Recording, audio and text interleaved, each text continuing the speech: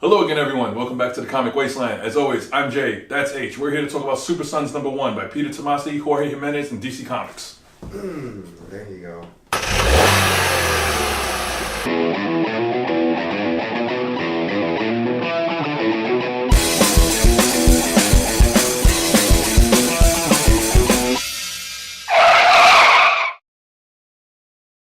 This book has been a long time coming.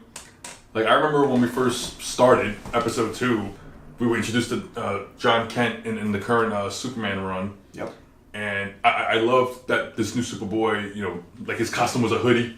Pretty much. Yeah, it wasn't like wearing this skin tight T-shirt or. No, it's like a little jacket. About 3-4 months ago, maybe even longer than that now, Damian and John met for the first time, and it was when worlds fucking collide because John had been living this somewhat off the grid, but his life was still kind of idyllic. Yeah, kid life. Compared to Damian, who's, as we learned, Damian has been driving since 5. Yeah. He could have had a doctorate at 7. Damian's life and John's life could not be, further apart from each other. Exactly. And when we begin in this issue, they're on the run. It kind of looked like dummies. They were like robbing robots. Yeah, like robots. They were like in a training session. Yeah. They're like, "Are you sure about it?" Like, it's funny because you see him just hustling, and then you realize that Damon's just riding. Yeah, John. Damian's He's like, "Come on, go." And then it's like, you put me down now. like I said, I've really been a fan of Tomasi's Damian because he's really coming off like Invader Zim. Apparently, Damian has been tailing John because he's like, I need to see how the other half lives. I just gotta see what's going on with you, dude. Like, yeah. So he dresses up. He impersonated a bus driver. He Apparently, impersonated a teacher. The substitute teacher. They said, "What are you doing, like teaching math?" Like, dude, calm down, man. Right. I could have a PhD by the time like I was whatever. Yeah. And it's good. Like the whole idea of this book is just to see how it would have been if Bruce Wayne and Clark Kent were like knew each other since they were kids. Yeah, like, pretty much like the hijinks of it all, except like these two kids, John and Damian have like the world's finest as parents. As parents, right? It's not the same standard, I guess. And times are different. they want the world is different. Yeah, they want to give them like a different life, and yet these two kids are just like straight up, No, they want to be heroes. childish, yeah, but they're still up to the childhood hijinks, I guess. Yeah, like the snowball fight. John could have easily just heat vision Wrecked these them. dudes, yeah, or even hit these dudes with a snowball at like 90 miles an hour, but he chooses not to. But Damian manages to roll a fucking snowball. Massive snowball. Yeah, that's like 12 feet, by 12 onto these bunch of kids, just because he can. It's funny. It's just funny to see these two characters that are like, as adults they'll be larger than life. They can be the next Batman and Superman. And it's just cool to see, like John, for example, he's just literally like his father. He stands up for what is right. You see him like in this bus scene where they're bullying this one kid. Again, Damian is just himself, but he's trying to change, right? Like if you read like different books like Teen Titans and stuff, you see him like he's definitely changing. He's not the same person he was. He's not as big of a prick as he was, Obviously, he goes up against his father a lot, but now it's actually not because he's like a scumbag, but because he's growing up. He's trying to make moves. He's trying to be like his own person. In his own way, he's trying to be more like his dad. He still has like that impetuous nature where Bruce tells him, no, you need to do your work first before you can go back out on patrol. So naturally, he sneaks out, because that's when kids are grounded. That's what kids do. The farm's like 300 miles from Metropolis, something like that. He just So apparently, Damian gets there in the middle of the night, like. He's like, yo, wake up. He's like tapping on the glass. He's like, what? First he's in the room, right? And then he said, John's like, dude, don't be sneaking up on me. I could have, like, nuked you. And Damian's like, no, I would have dodged and, like, kicked you in the solar plexus. And I'm like, what? What are you talking about, kid? Like, no, not at all. He's like, hey, man, get dressed. We're going to the city. Yeah. And then they're already up to, like one. And then he's like, how can you not fly yet? He's like, man, I'm just not there yet. And now they've already bumped into Lex Luthor. Yeah, so they try to scale this building to break into it because there had been some break-ins. And out of nowhere, Lex is like, boys, what are you doing out here? It's like, what are you guy doing? And he's just there flying in his like super suit. He's just like, John's like, oh shit. And Damon's like, this mother. This guy again. Exactly. Bald bastard. The thing is, Damien probably already in his head got like 13 different ways he could take out Lex. Yeah. You know, John is still, like I said, John is his father's son. He's the Boy Scout, like, you know. He's like, oh man. Fuck. We're in trouble. Yeah, we're in trouble. One of the things I love about Peter Tomasi's run is that he really gets the characters. He really understands these characters. You know, I'm really getting that he's really laying the groundwork for a bond that's going to last, you know, the next few years.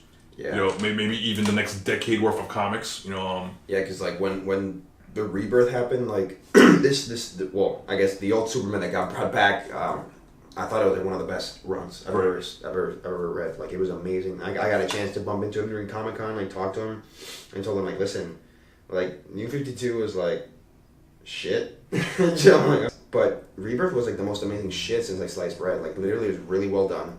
The character development was amazing. Just the way they introduced John Kent into the whole thing was fucking crazy. So, like, it was only a matter of time when they brought in a book concerning Damian and John Kent, right? And they finally bumped into what was in the name of the father. Right. They bumped into each other, and Superman and Batman were like, motherfuckers, like, what the fuck are you doing? Stop making a mess of things. And that was only a matter of time before they got their own book, right? So now Super Sons is just pretty much an intro to, like, what's to come. I like that even though it is written by Tomasi, it doesn't just feel like a Superman book. It doesn't feel like a Batman book. It really does feel like a marriage between it's like their own little book. The two tones. I really do. I was fortunate enough to meet Peter Tomasi at a signing a week or two ago, and when I was able to talk to him, I was like, what you're doing for Superman right now is pretty much what Jeff Johns did for Lantern 10 years ago.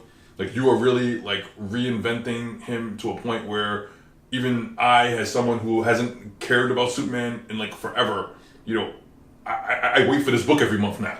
It's true. It's just good. It's just really enjoyable to read. Like, just the dialogue, the moment to moment. Obviously the art helps as well. Like, I was gonna say, there's a certain, I would like to say, kinetic energy to Mr. Jimenez's art, because it, like, the book feels like it's going 90 miles an hour in even in the quiet moments where John is playing on the computer to, you know, when Lois hears something in the room. And even in moments like that, you know, like the art really feels alive. Yeah.